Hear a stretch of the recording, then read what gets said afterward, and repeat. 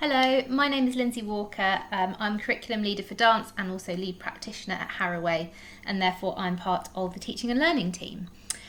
For this role, I have been taking a lead on delivering metacognition CPD to staff over the past academic year, and I'll continue to do so in September 2020.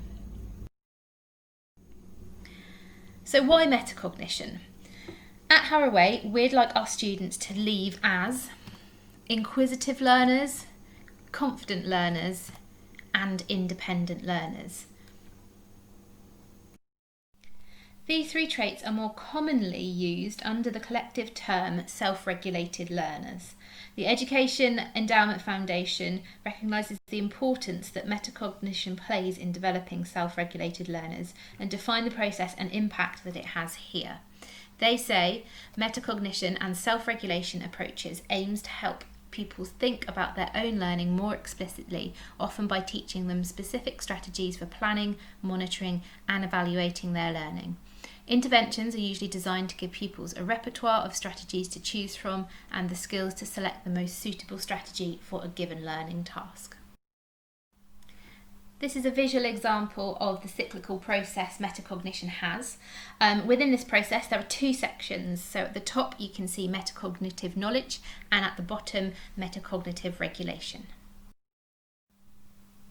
As teachers, we hope to develop students' metacognitive knowledge by developing their knowledge of task, knowledge of strategies and knowledge of self. We've got some examples here. These aren't all of them, but these are possibly the most common ones. So you might want to provide excellent examples of the task, finished pieces, criteria or clear aims, or indeed having a checklist.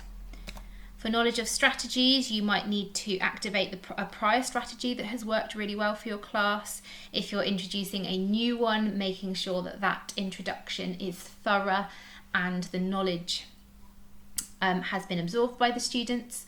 Or if you're in a situation where the students can pick the strategy, it's about guiding the students through an appropriate way of picking which strategy would be best.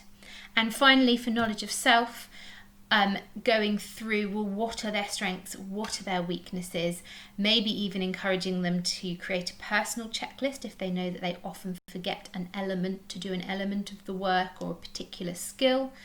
And it's also about encouraging the students to recognise their own motivation and their own confidence within the work.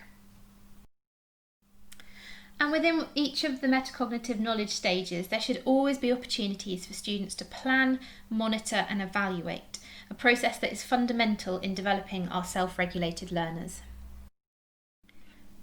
So that was a brief overview of what metacognition is and how we at Harroway are on our journey to developing self-regulated learners. Of course, we would not expect all of these elements to be present in every task or piece of work that you deliver to students, but rather it's up to you as teachers to recognise when in our curriculum metacognition can be developed and plan that in accordingly. I hope you enjoyed the presentation and I'll see you soon.